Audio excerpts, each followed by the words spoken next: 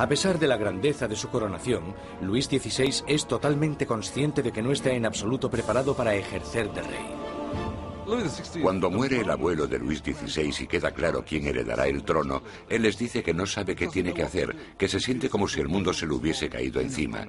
A pesar de haber tenido una educación enfocada a su futuro reinado, no se siente preparado. Con un reino en crisis, Luis XVI es el peor hombre para estar al mando. El rey de 20 años reza: protege, Señor, a aquellos que reinan demasiado jóvenes. Instalados en los aposentos reales de Versalles, Luis XVI y María Antonieta empiezan su nueva vida como jóvenes monarcas. Aunque solo a 19 kilómetros en París, está surgiendo una nueva era. Una era que entra en colisión directa con la monarquía en sí. Es la peligrosa nueva era de las ideas, la era de la Ilustración.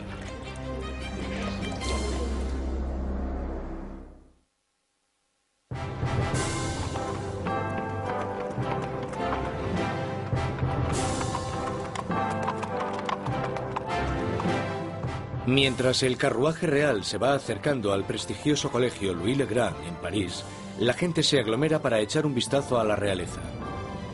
Es el momento de darle la bienvenida a París al nuevo rey, Luis XVI, y a su joven esposa.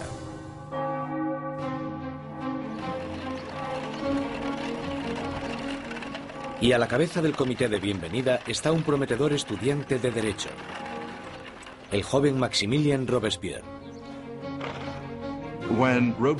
Cuando Robespierre era niño, el rey visitó su colegio y Robespierre le leyó un discurso en latín. Así que, en realidad, habló con Luis XVI cuando él era solo un adolescente. Cuando Robespierre recita su monólogo en latín, el rey casi ni se fija en el niño. Pero años después, sus destinos les unirán otra vez en circunstancias muy diferentes, mucho más dramáticas.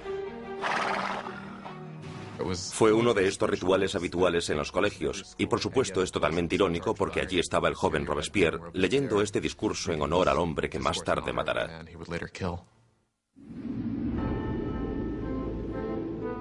Por ahora, su acogida es cariñosa y sus halagos sinceros. La visita de los monarcas puede que ganase los corazones de la gente, pero sus mentes se están inclinando cada vez más hacia una dirección totalmente diferente. Desde la Edad Media, la sociedad europea se había dividido en tres clases distintas, establecidas en el nacimiento. Había una gran división entre la riqueza de la nobleza y el clero y la pobreza de los campesinos. Entonces, en pleno siglo XVIII, la razón y la ciencia empiezan a cuestionar esta tradición.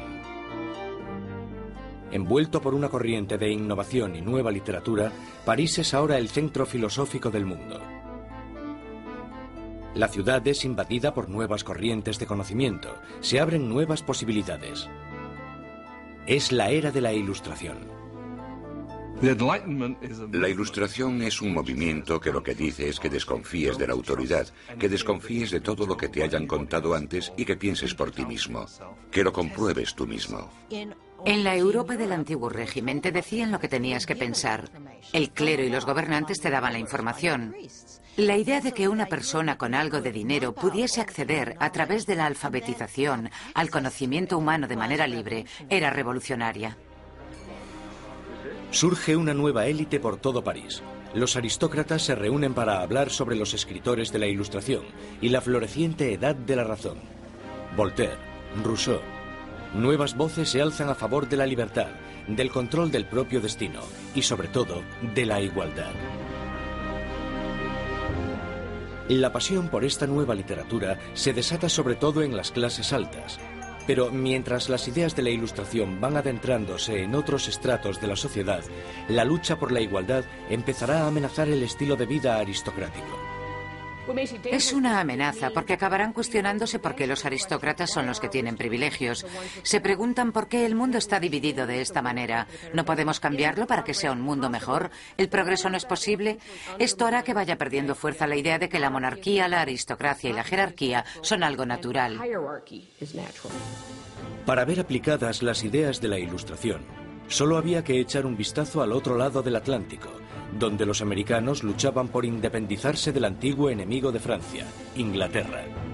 El joven rey Luis quiere vengarse de las derrotas de su abuelo en la guerra y ve su oportunidad en la guerra de la independencia americana. Luis confía a la causa un total de 2.000 millones de libras, lo suficiente para alimentar y dar cobijo a 7 millones de ciudadanos franceses durante un año. La inversión marcará el inicio de un colapso económico en Francia. América lleva a Francia a la bancarrota porque para luchar en esta guerra los franceses tienen que recaudar una enorme cantidad de dinero. Esto lleva a la monarquía francesa a endeudarse para poder luchar en la guerra de la independencia americana. Y es un elemento crucial en la situación financiera de la monarquía francesa. Mientras Luis XVI manda dinero y tropas al otro lado del Atlántico, María Antonieta se ocupa de generar sus propias deudas.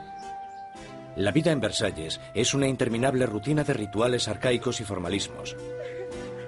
Hay ceremonias para cuando el rey y la reina se levantan, para cuando se visten, para cuando comen, para cuando se van a la cama. Para entretenerse en medio de la monotonía de estos rituales, María Antonieta preside extravagantes desfiles de moda. María estaba obsesionada con una moda ridícula, sobre todo con esos recogidos tipo torre de varios centímetros de altura y que llevaban horas y horas de elaboración y en los que metían todo tipo de ornamentos y frutas. A muchos les parecían una obscenidad. Acabaron representando todos los problemas de ella, de Versalles y a esa cultura. Aparte de esta moda extravagante, María Antonieta se entretiene con los cotilleos de la corte, haciendo apuestas y representando obras de teatro. Cuando empieza a acumular deudas, le ponen el nombre de Madame Déficit. A María le ponen el nombre de Madame Déficit, ya que el país está sumido en un caos económico, y ella sigue gastando en vestidos, joyas y zapatos como si nada. Ella era la Imelda Marcos de su época. De todas las deudas que tiene la reina, la más grande es la que tiene con su país. Un heredero a la corona. En los 7 años que llevan casados, Luis XVI y María Antonieta aún no han concebido un hijo. Ella se encuentra en una situación cada vez más humillante. El trabajo de la reina es darle un heredero varón al trono francés. Y en esa época la gente la criticaba y estaba desilusionada. Decían que el rey nunca se debería haber casado con esa archiduquesa austriaca, porque ahora ni siquiera podía darle un heredero al trono. María Antonieta se encuentra en una situación desesperada. El apetito de Luis por la comida es incuestionable, pero el sexual está claro que no entra dentro del menú. María Teresa, la madre de María Antonieta, se cuestionaba: si una mujer tan guapa como mi hija no puede hacerle funcionar, ¿qué es lo que pasa? Luis XVI y su joven esposa María Antonieta no fueron capaces de concebir un hijo durante 7 años, y esto deslucirá el principio de su reinado. De sobra era conocida su afición de cerrajero. Había un montón de canciones sobre Luis el cerrajero, al que le costaba encontrar el agujero donde meter la llave.